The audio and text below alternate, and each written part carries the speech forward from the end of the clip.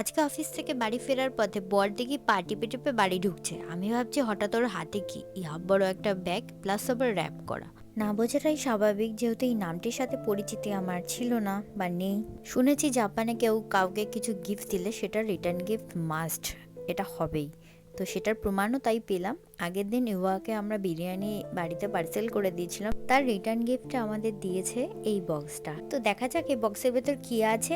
এত এত কুকিজ, এত এত চকলেটস, সিগার রয়েছে, অনেক কিছু। তো এগুলো আমি এর আগে একবার মনে হয় খেয়েছিলাম, তো এটা নিয়ে সেকেন্ড টাইম। এগুলো সব এক একটা এক এক ফ্লেভার। এটা হচ্ছে সিগার, আর বিভিন্ন ধরনের চকলেট ফ্লেভার রয়েছে। এছাড়া রয়েছে বাটারি কুকিজ।